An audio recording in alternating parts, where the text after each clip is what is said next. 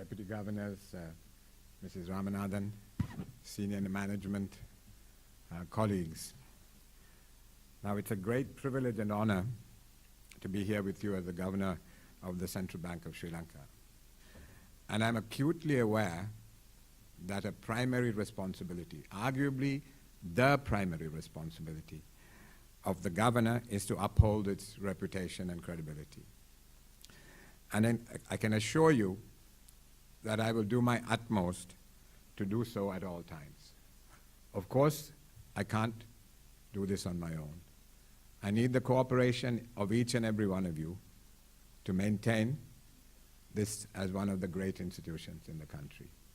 Now, of course, I'm deeply indebted to His Excellency the President for appointing me as the Governor of the Central Bank of Sri Lanka. I'm also indebted to the Honorable Prime Minister and the Honorable Finance Minister for supporting my appointment. And I very much hope that I will be able to fulfill the trust they have reposed in me.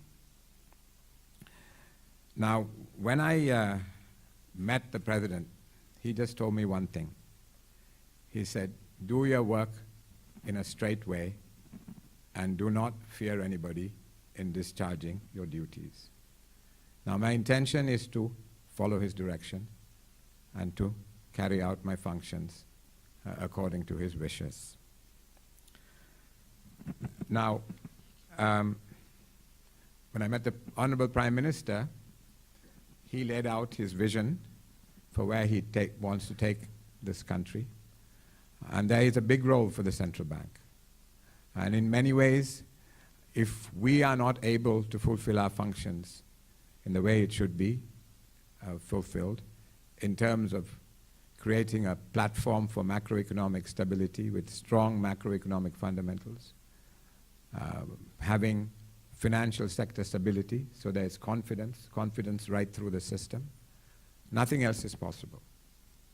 That is the first step, to get strong macro fundamentals, to have the financial sector, which is the lifeblood of the country, stable, and people within the country and outside having confidence in it. There's always concern about the balance between politics and economics.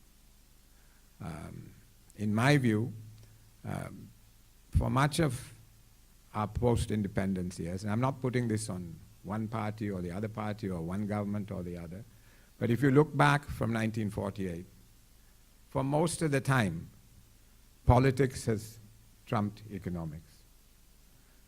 It's our job to convince our politicians that good economics is good politics.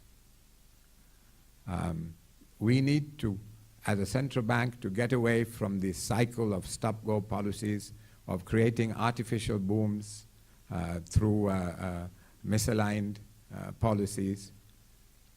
We need to set a good framework, as I said, for the economy. We have a representative democracy. The people elected by the people, the government, of course, have sovereignty reposed in them. However, the Monetary Law Act sets out some very specific responsibilities for the central bank. And it is up to us to fulfill those responsibilities in a very technocratic, objective, and free way. That is not to say that we should be criticizing the government of the day. That's not our business.